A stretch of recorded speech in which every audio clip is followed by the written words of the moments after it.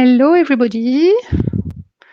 Nice to be more or less with all of you this year with this virtual conference. Strange, a little bit strange for all of us, but let's try to do our best to keep exchanging and keep being close to all of you wherever you are.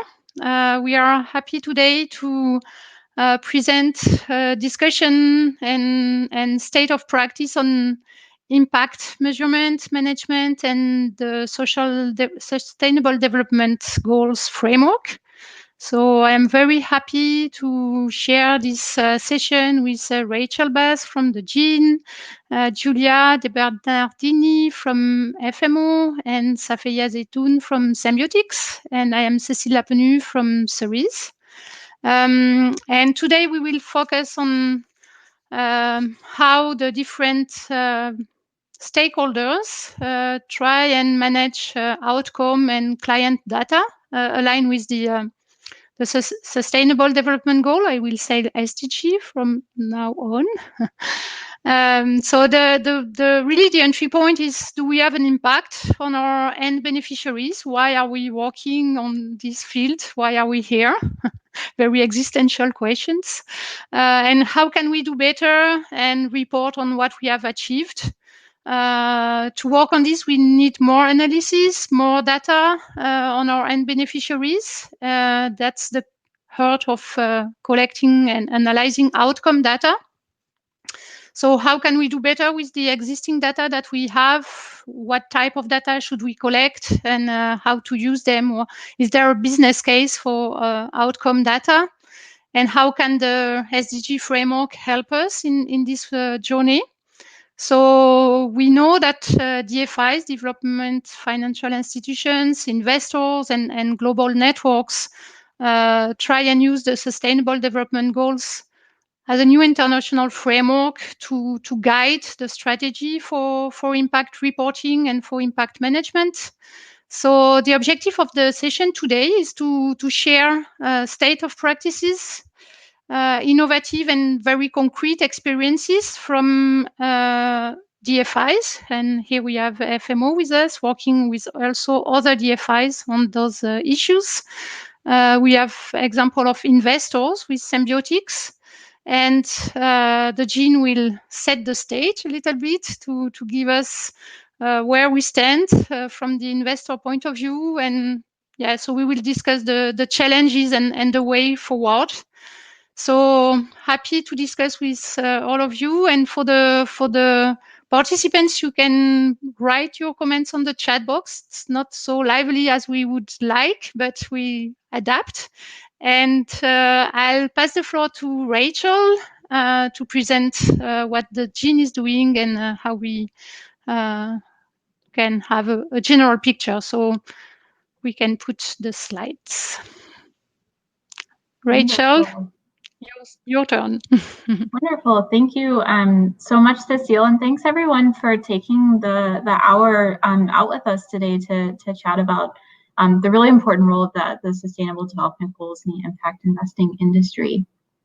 If we go to the first slide, I'll start and just share a little bit of background about who the Global Impact Investing Network is, the organization that I represent, and then share a bit of an overview of the role of the Sustainable Development Goals in the impact investing market.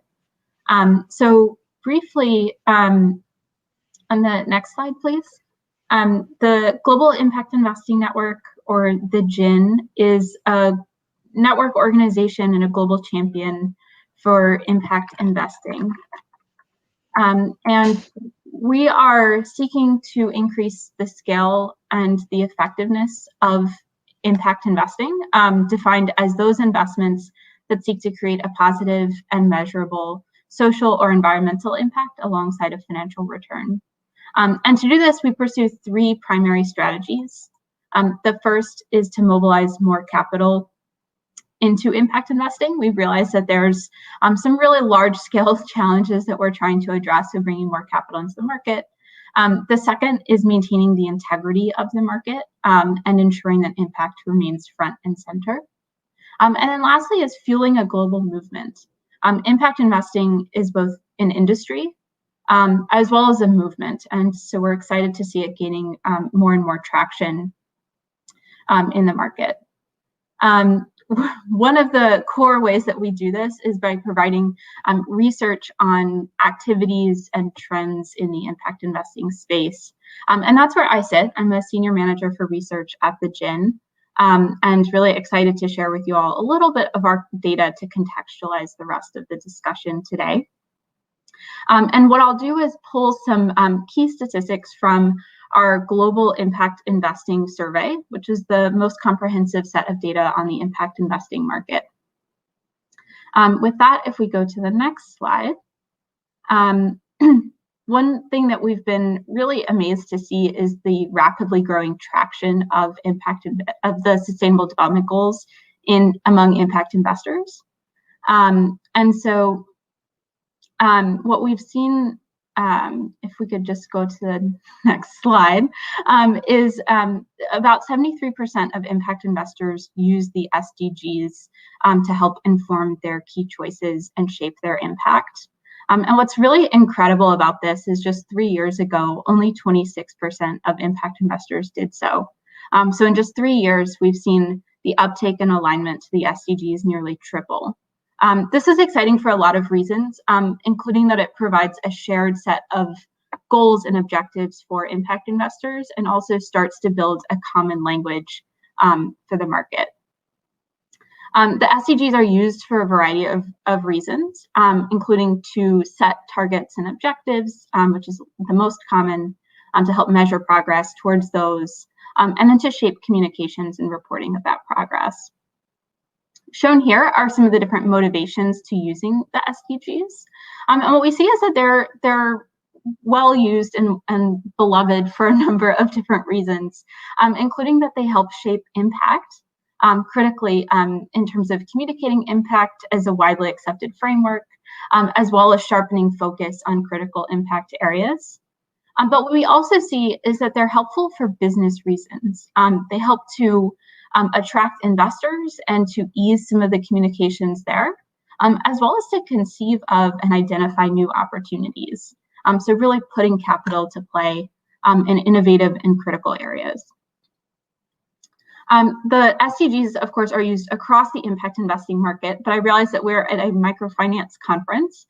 So I thought I would share a little bit of data on uptake of the SDGs in the financial inclusion space specifically on the next slide.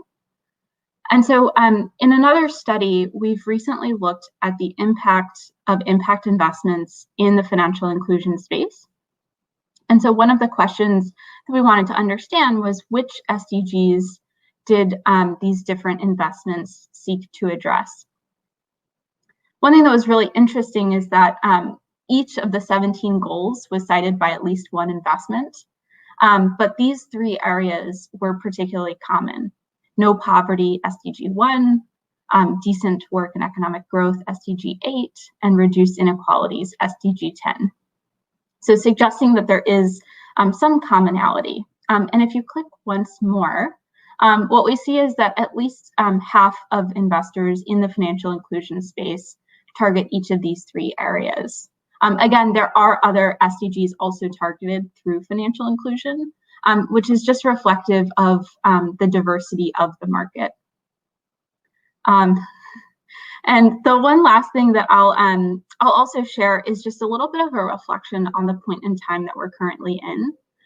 This is a virtual conference for reasons well beyond our control, and we're seeing that play out in a lot of other ways as well, and including in impact investors' priority areas. And so one of the things that we've been looking at is how these priorities may have sharpened or shifted as a result of the COVID crisis across the impact investing market. And so as you'd expect, there are a few areas that have gained a sharper focus and greater emphasis, with a rising share of impact investors targeting SDGs 3, good health and well-being, unsurprisingly, and SDG 1, no poverty. These are reflective both of the health crisis, but also the economic consequences that it's had, particularly on some of the world's most vulnerable populations. There are other areas where impact investors have lightened the focus for the time being. Most commonly SDG 11, Sustainable Cities and Communities, and interestingly SDG 17, Partnerships. I say that's interesting because we're simultaneously seeing a new level of collaboration and coordination in response to the crisis. So this is just a little bit of an overview, context data to set the scene. And what I hope it shows is that these goals have become prolific as a shared rallying cry for the impact investing market. And they also help set a focus and provide a North Star for impact investing activities. I'll pass back to Cecile, and then I know we'll hear some really interesting examples of what this looks like in a practical context as well. Thank you. Thank you, Rachel. Very important and very interesting to see the level of adoption or resonance of the SDG for the investors. And of course, 3 years ago, it was quite new, but the uptake is very important to use it as a common framework. But of course, the limit of this is that you can have SDG washing or rainbow washing. So that will be very important to see how we measure this. And let's discuss with Julia, for example, how the DFI are using the framework of the SDG and SDG 8 in particular, for example, and collect some information at the global level for job creation. Julia? So we hope the slides work well. Sorry for the little technical delays in the slides. So Julia, you are Okay. Yeah. So next slide. Yeah. Thanks, Cecile. I think it was a very good presentation from Rachel. And as for FMO, our core SDGs are actually 8, 10, and 13. So that would be the jobs and decent work and economic development, reducing inequalities, and climate action, which I saw was missing there from the top 3. But I'm hoping as time goes by and people take climate change more seriously, that will be a focus sector as well in the future. Yeah. What are we doing at FMO in terms of the SDGs?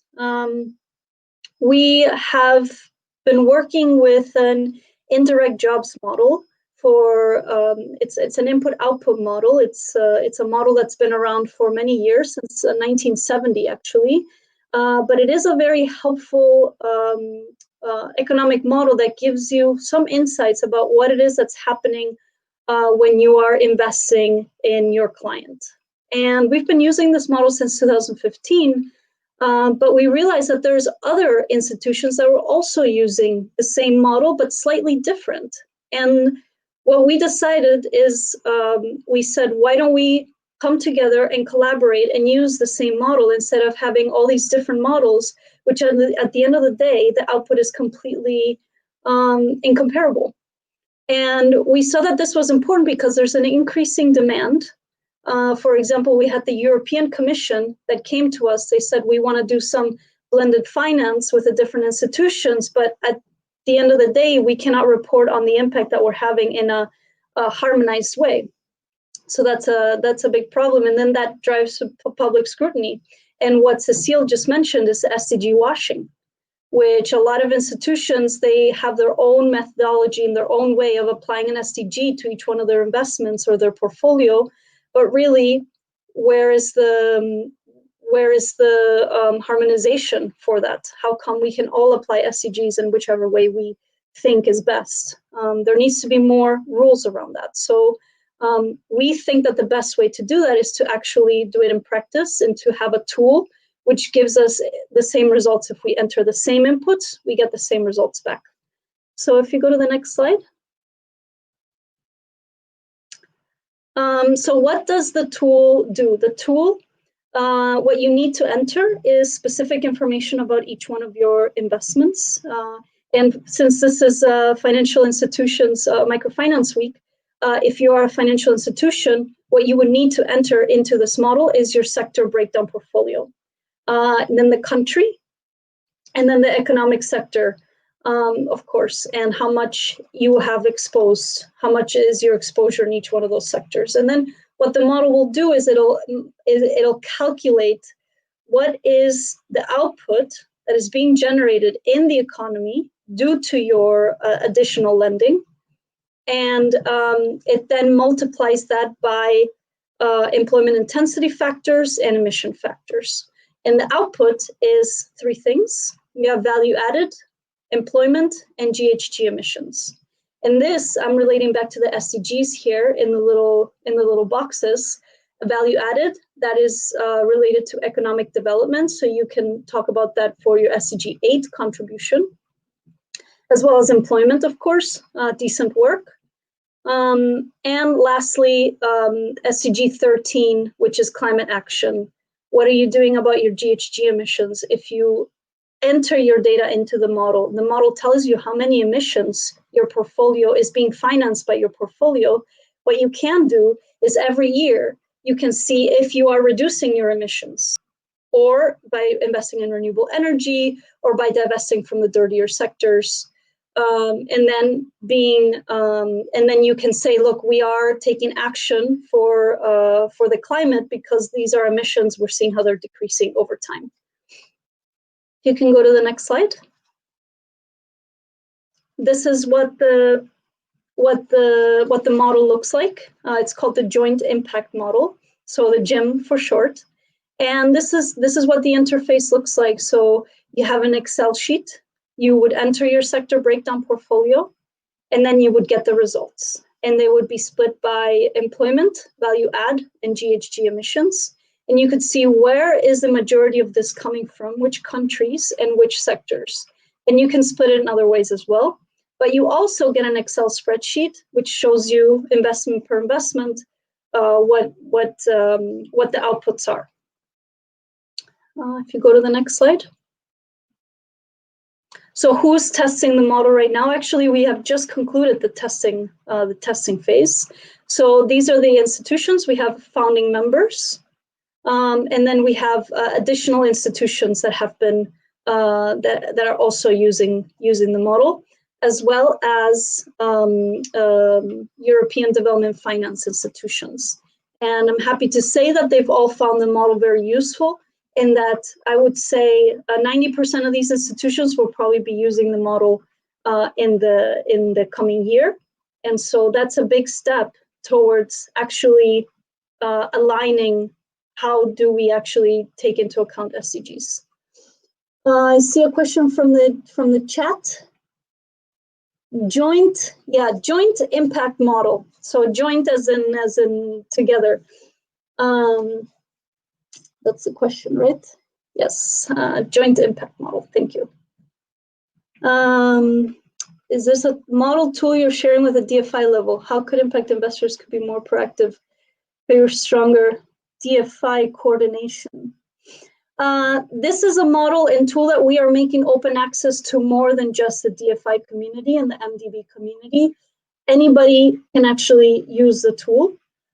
We are now launching the tool in the coming weeks to a wider public, and we're more than happy. If you're interested, we're more than happy to give you more information about this. And then the second question, let me see, how investors and MIVs, I'm not familiar with that acronym, could be more proactive to favor stronger DFI coordination. Microfinance investment vehicles, private investors. Thank you. Well, I'm doing my best here to favor stronger DFI coordination, but definitely send us a message and say that you like this initiative, because what this means is that we would all be asking for the same data instead of asking for all different data. If we're using the GIIN to calculate what's happening, then we'd all be asking for the same sector breakdown portfolio practically. I don't know if I was able to answer your question, but I'm more than happy if you want to send me an email. I can talk at length about this with anybody who's interested. The next question is, model available for improving, auditing, or adapting? Oh, that's a very good question. The model is not open source. It's open access. That means other people can use it. There's a methodology document that is available. And right now we are getting feedback from the International Labour Organization and the European Investment Bank. We are more than happy to share the methodology document. It's already publicly available, actually. I can also make that available for anybody who's interested. And the actual model itself, the code is a Python code. So in order to look at it, improve it, audit it, that's something that, yeah, we can talk about it bilaterally and see what we can do there. We do want to get it validated by an institution that knows about input-output modeling. And as far as auditing, that's definitely the next step. We want to get reasonable assurance on the results of this model. I hope I'm not going over time. Yeah, maybe next slide. Yeah, so I'm sure there's a lot of interesting questions that you have. Please go on this website, write in your name, and then we will get in touch with you. If you want more information, just go on the website, see more about it, and then I'd be happy to try to answer whichever other questions you might have. Oh, thank you. Okay. Thank you, Julia. Back to Cecile. Yeah, thank you very much, Julia. I think this raises very interesting questions and comments. I think this idea of having a model to have proxies on job creation is very interesting, and yeah, can be useful. I knew that Proparco also tested it with the models of Stewart Red Queens.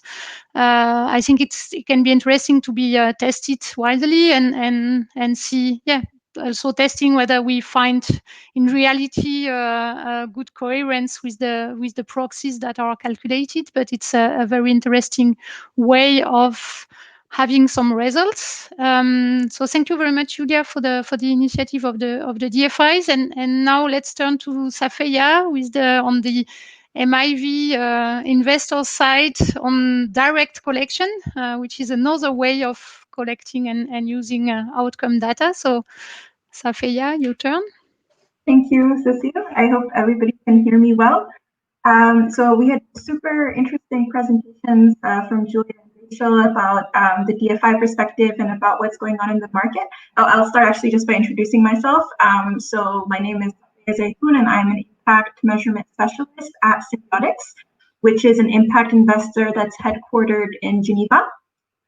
So I'm going to preface my presentation by saying that in addition to the outcomes measurement projects I'm going to talk about right now, we also try to map our entire portfolio to the SDGs, but not through direct outcomes measurement. So if you'd like me to talk a bit more about that, I think we can circle back to it in the Q&A, but I'll focus more on the outcome measurement component for now. So we can go to the first slide, please.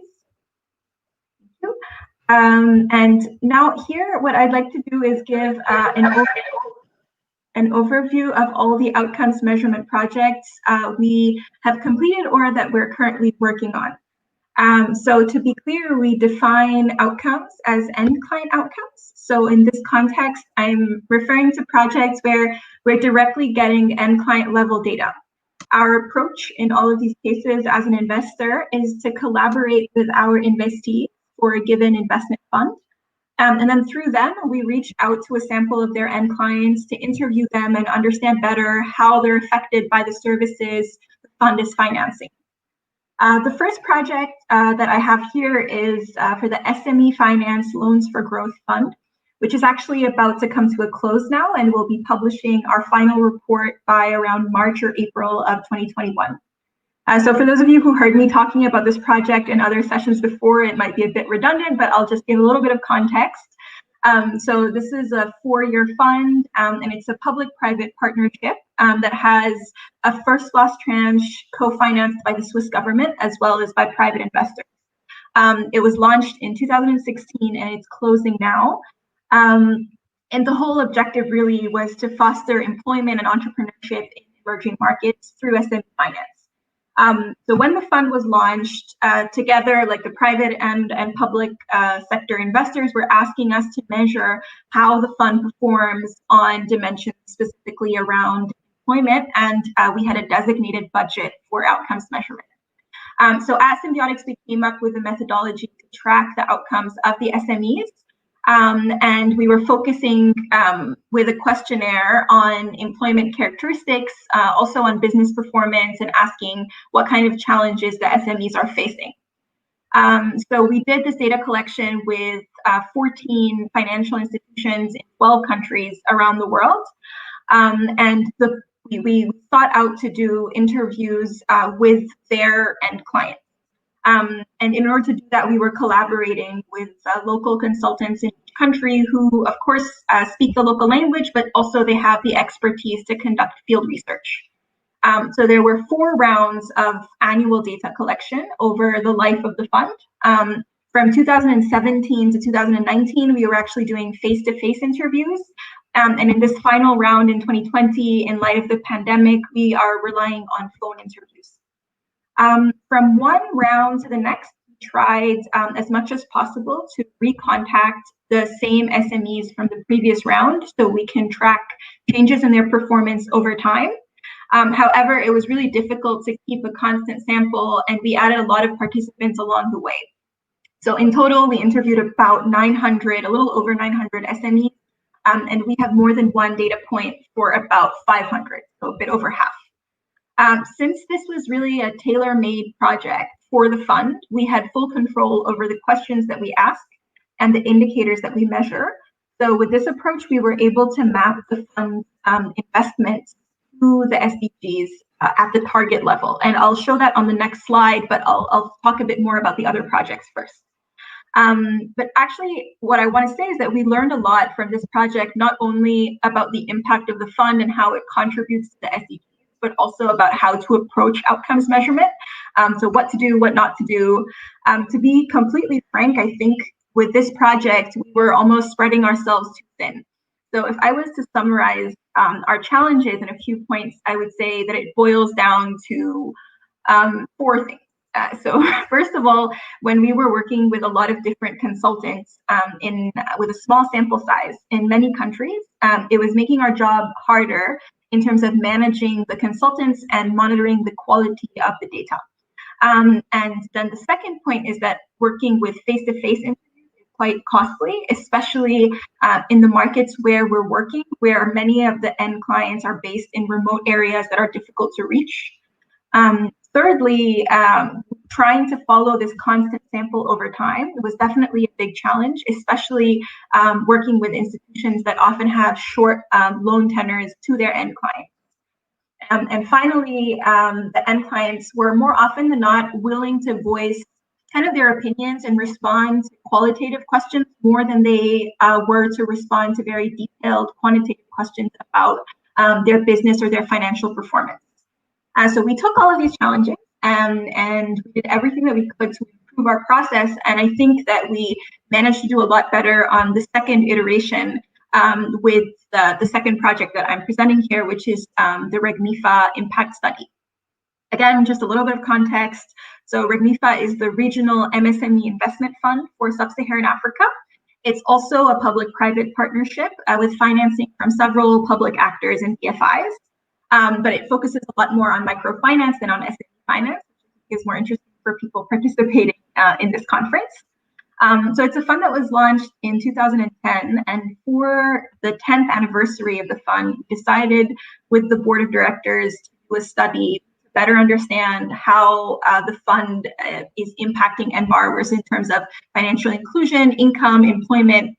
And then we also had some kind of self-reported questions on overall quality of life.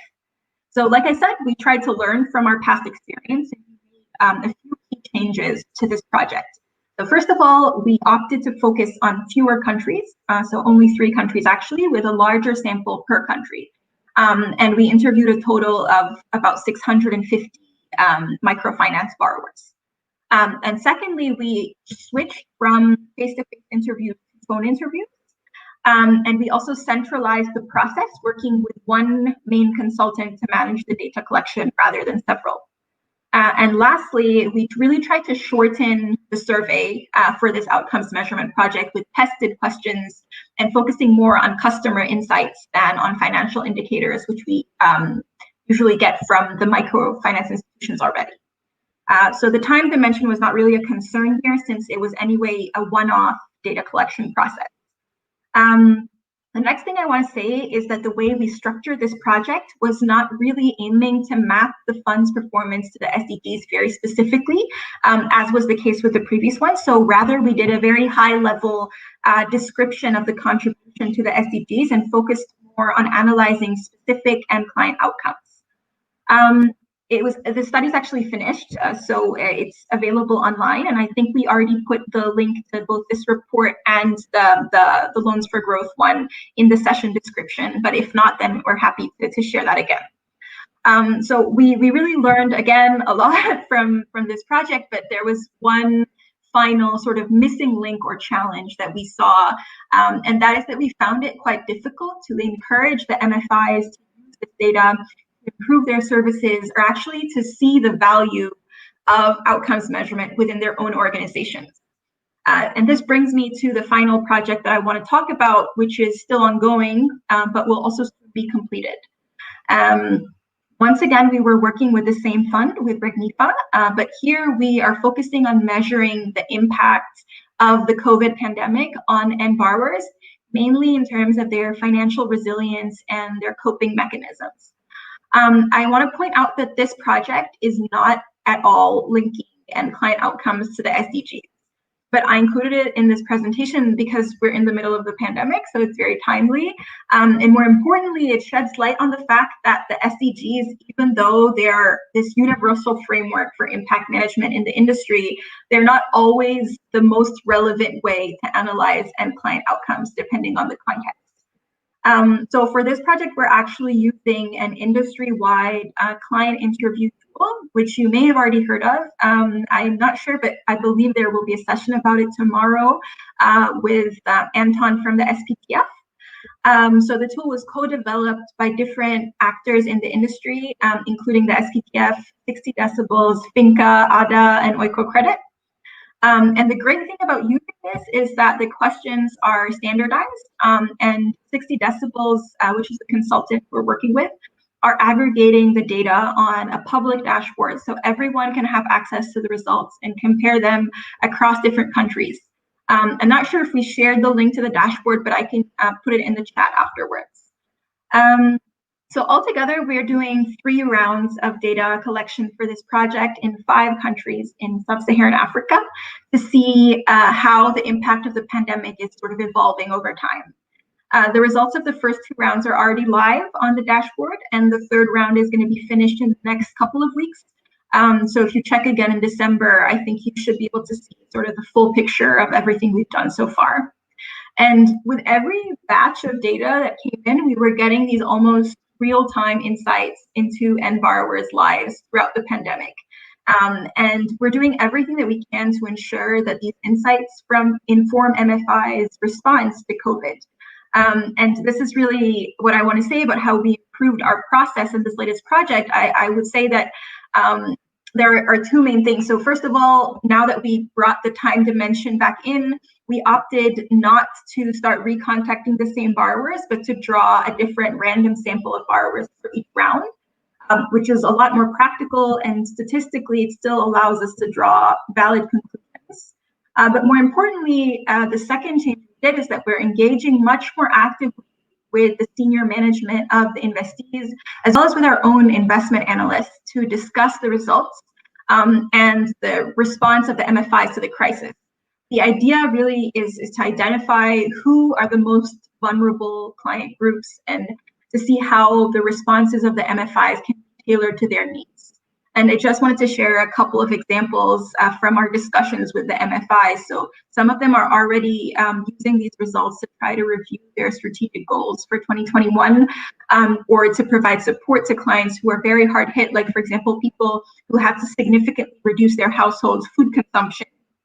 And in addition, it's also been helpful to inform their discussions with local authorities. So I'm not going to spend more time going over the results on the COVID study, but of course, if you have any questions, you can send them in the chat, and we can go back to that later.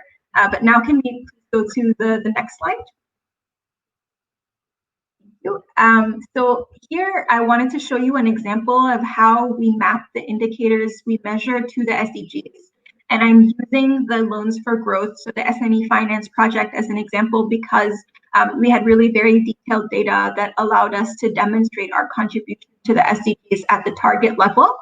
And the results I'm sharing on this slide are from the 2019 round of data collection, where we interviewed around 600 SMEs.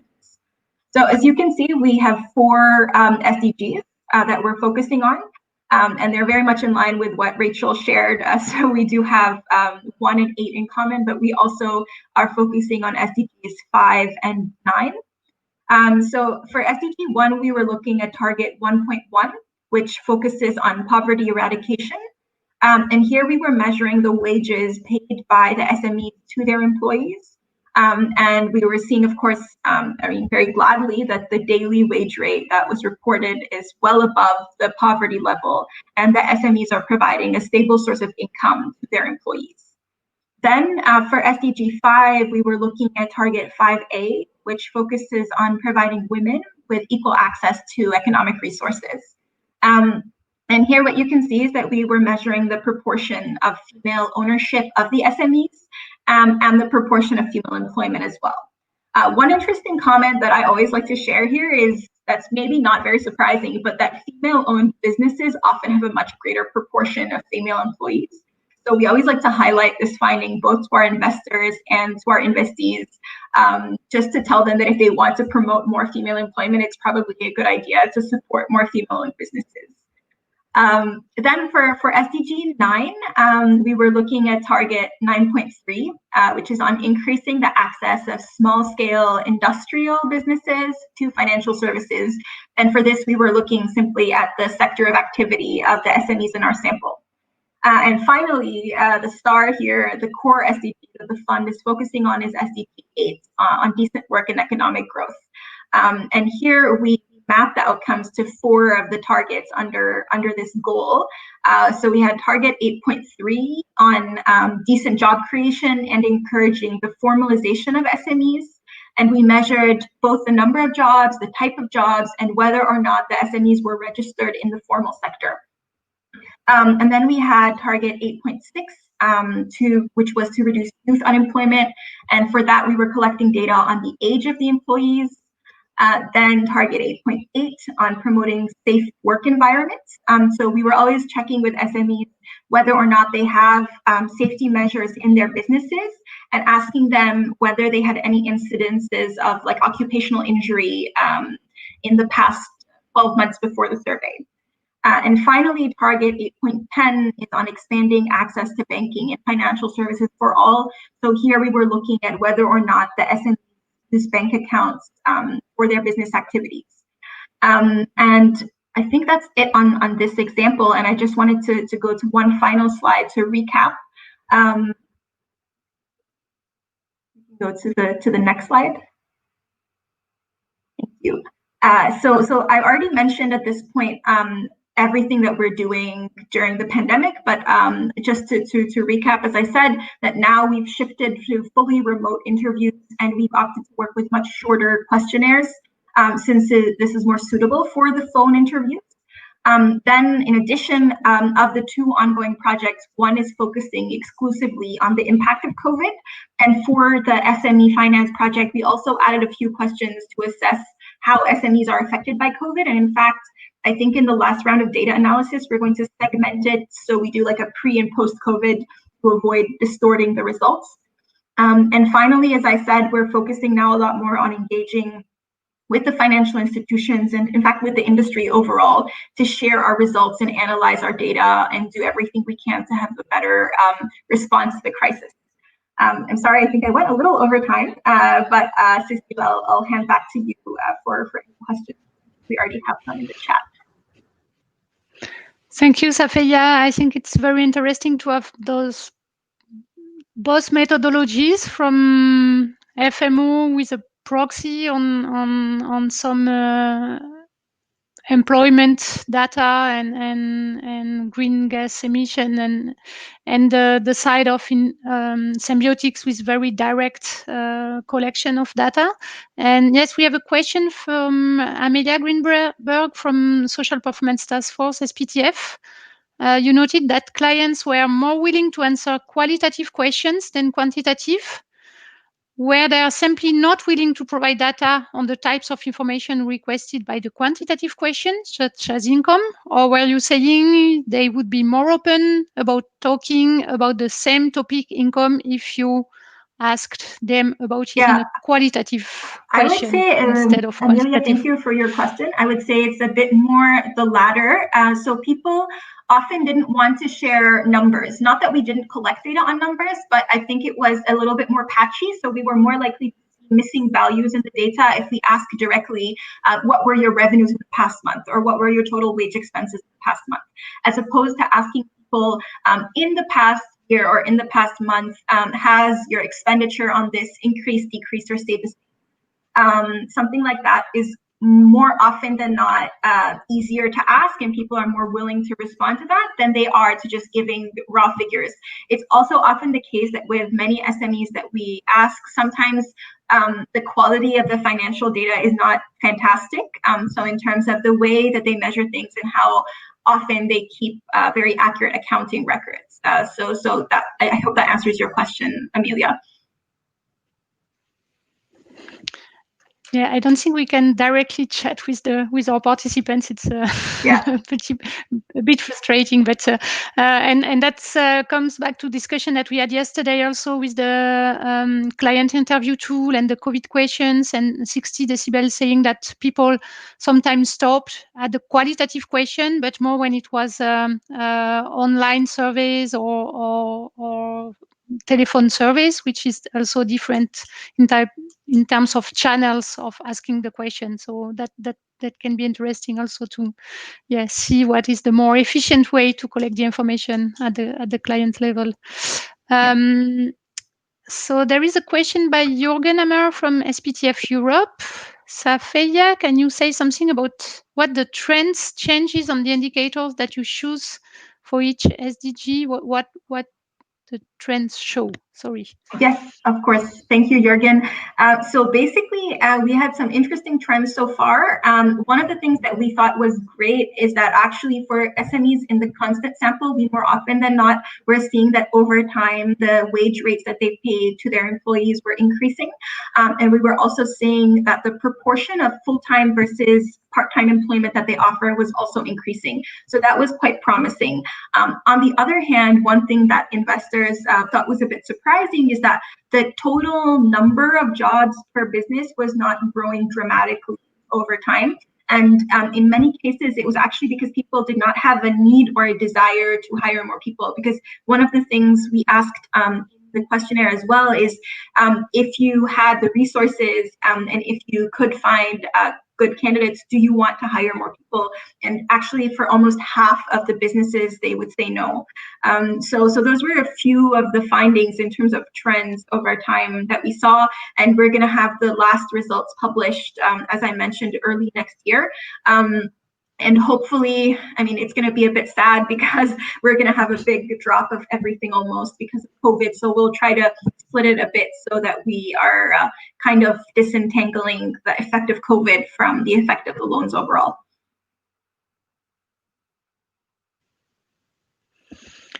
Okay, so maybe we can have a session of question and answers through the chat box. Sorry about that. And maybe waiting for people to write their question.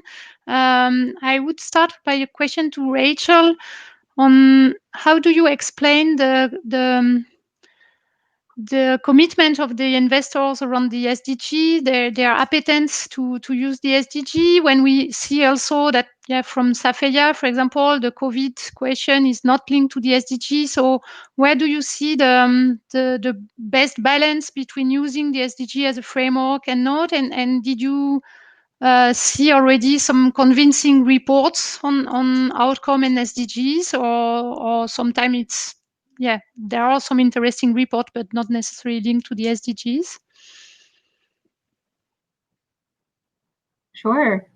So we definitely see a fair bit of alignment to the SDGs among impact investors, generally for the purpose of setting that overarching framework and guide, and then to some extent also shaping some of the specific metrics and measurements along the way to get there. And I think we've seen a couple of really interesting examples of that in this session. The SDGs are one of many resources, and so on the one hand, it's really exciting to see this growing cohesion of almost 80% of investors using a shared framework. On the other hand, they're one of many, and they serve certain purposes, but there's also often use of additional tools and resources to fill other needs and make sure that you have the total view of impact. And so within that, what we see is a fair bit of alignment to the impact management project's 5 dimensions, which helps understand the different angles or aspects of impact, as well as alignment to IRIS+, which is a system for impact measurement, management, and optimization that helps distill down to the key metrics that are particularly relevant for a given strategy. I will acknowledge the GIIN owns IRIS+, so perhaps a little bit of bias there, but we're really, really proud of the system. And within that, there's alignment to the SDGs. You can connect metrics to those broad global goals directly. So what we see typically is that as these various resources are evolving, they're designed increasingly to operate in concert and in coordination versus kind of pulling us in disparate directions. And that's really helpful as we start to align to that common language. And I think you see some of those elements reflected in the need for the standardized questions that Safia is describing, and the standard indicators and components in the joint impact model as well. So certainly there's benefits to that harmonization. In terms of outcomes, absolutely, there's so many interesting examples of this. I think we're hearing a couple today, but we also have a handful of case studies on our website. So it's the GIIN.org/research that has a number of case studies of some of the outcomes associated with SDG aligned investment that showcase not only what the outcomes are, but how investors have gotten there. So one potential resource that helps provide some more light on that front. Yeah, thank you, Rachel. And we can share those examples also. And I think some of them are already on the description of the session. And yeah, there are some questions. Natalia Rialpe Carillo from Edera is asking. Yesterday at the session on survey, there was a consensus on the need of developing capacities for data analysis and taking decisions based on data. How has been your experience with your partners, Safia, on sharing the results and the capacity of analysis, even if you did the survey yourself directly?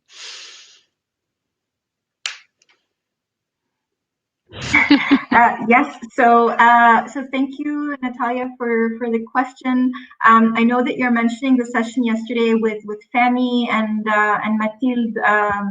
We're using a similar tool to what, I mean, the same tool actually, what we're using now for COVID. So I'm quite familiar with the kind of experiences that they've had. And I think there's definitely a consensus from our side as well, that it is very challenging for financial service providers, especially now during the crisis, to expend the resources to analyze all of the data in detail independently. And that's precisely why we are trying actively to go a little bit further, to go one step more with them to help them analyze this data and see how they can best use it to inform their crisis response.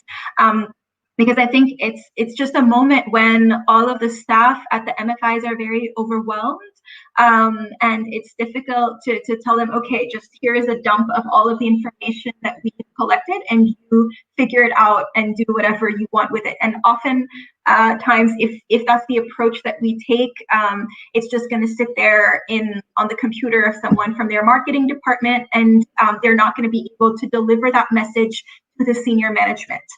And that's precisely why we've undertaken this process of engaging with our investment analysts and with the senior management at the MFIs to really help them to see what kind of information is available through that survey data. And Safia, maybe to complete a little bit and to go a step further, there is this question also by Christophe Brochatai from Triple Jump. What is the level of involvement of the FSP in your surveys, and what is required from them, and are they usually willing to participate? Thank you, Christophe. So several questions there. First of all, are the FSPs willing to participate? Yes, 100%. I think there was actually a lot of enthusiasm from the FSPs that we contacted.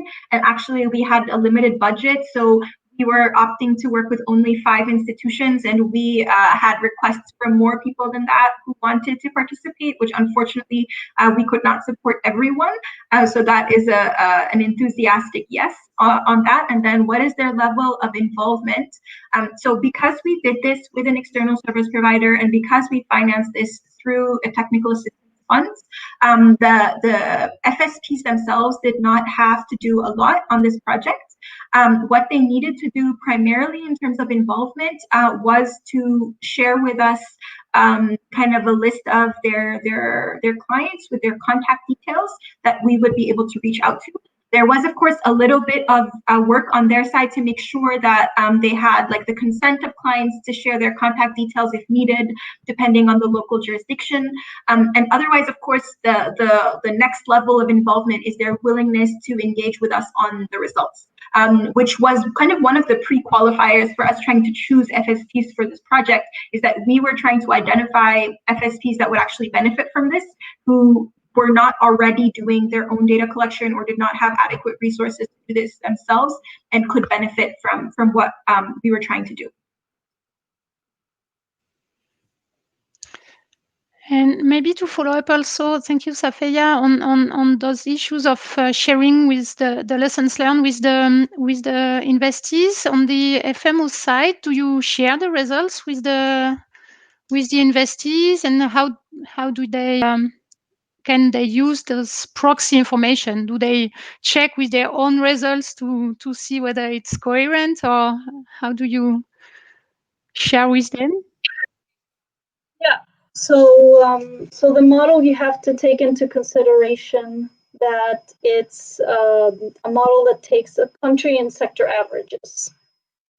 So when you're looking at it doesn't take into account the specifics of a particular deal. But when you're talking about a financial institution or a bank, they have their own portfolio. So actually using these proxies of a country and sector average can actually be quite useful. And we have not yet shared the results with the particular financial institutions that we work with, but we want to start doing that. We want to start doing that, especially for those that want to start reporting on their GHG emissions, because this is something that they're being asked for. And so since we're already running it for them, we already have that information for them. We want to share that with them so that they can use it, particularly for GHG emissions, so that they can say, this is how many GHG emissions we're financing. For jobs, it's a little bit trickier because the data, it's not granular enough to say something. The sample maybe isn't large enough to be able to say something. This is the effect that's happening at the lenders that we're lending to. But it's still worth it to share that with them. And something that we want to work towards is actually an ex ante assessment as well, where we're looking for to the future, what is going to happen, let's say 5 years down the line, if we invest today in this particular client, in this type of a portfolio breakdown.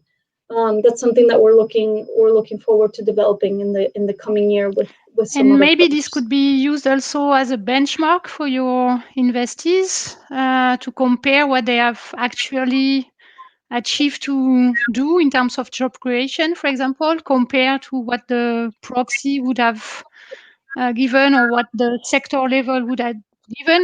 Maybe they have been a little bit more efficient or less efficient than what was planned by the model.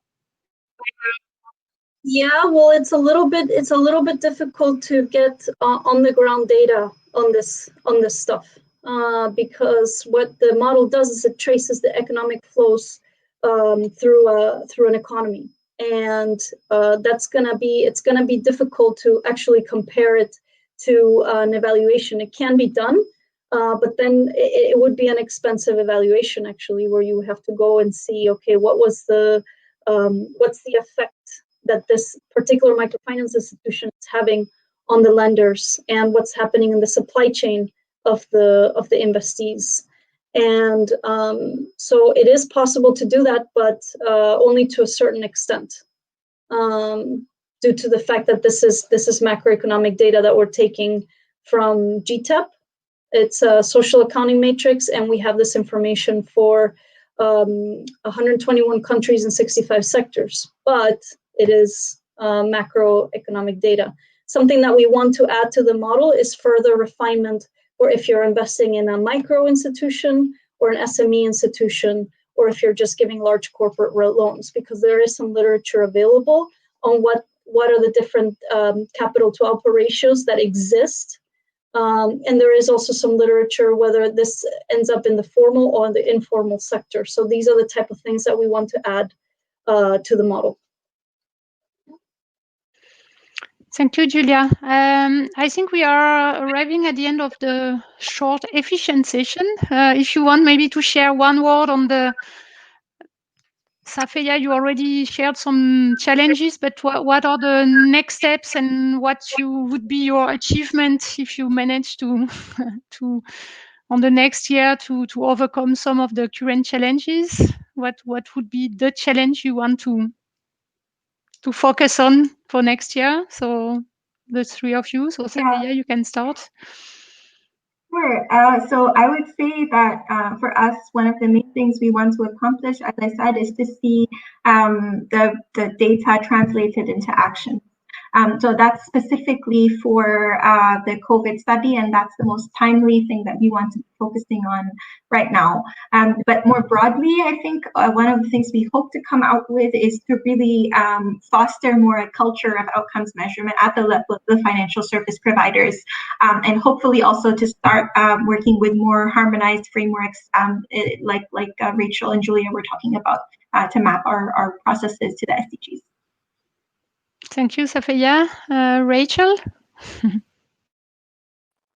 Sure. I'm finding the conversation really interesting on the topic of data availability and data application, and that's very much what we would like to see as well, is more alignment to these resources, but also tracking of outcomes and leveraging those insights to shape core business decisions. And in addition to at the level of the FSPs, as Safeya is describing, there's a lot of value for impact investors as well through this data. And hopefully it can help inform capital allocations and investment management choices and exits and a number of other critical junctures in the process.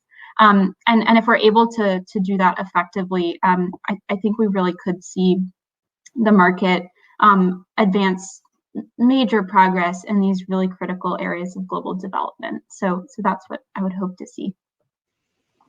Thank you, Rachel. Julia, anything to add? Yeah, I think it was a very good session to hear from everybody. And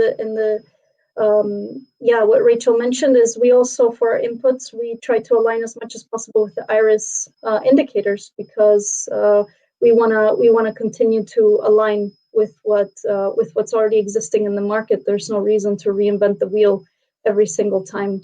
And I think it was very interesting to hear from Safeya on more of the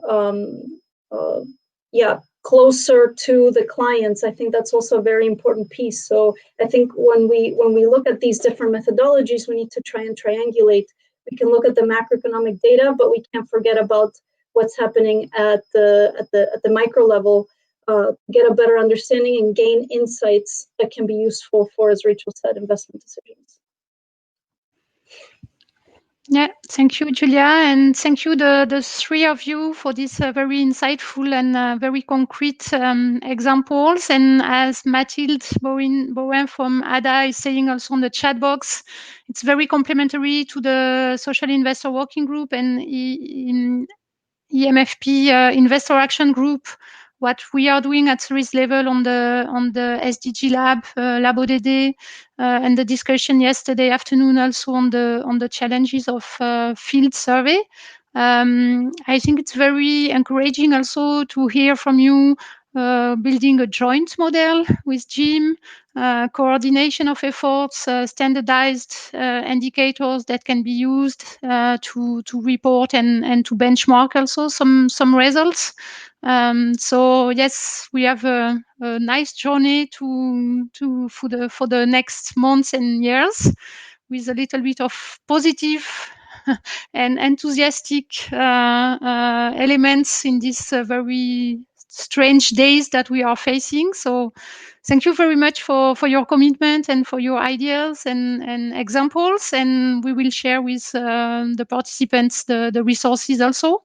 And looking forward to continue working with all of you. Have a nice day. Have a nice European Microfinance Week. Very strangely, virtually, but as efficient as possible. Thank you very much, Julia, Safeya, and Rachel, and talk to all of you soon. Thank you. Thank you, Thank you, Cecile. Cecile. Thank you, everyone. And thank you to the participants from the chat box.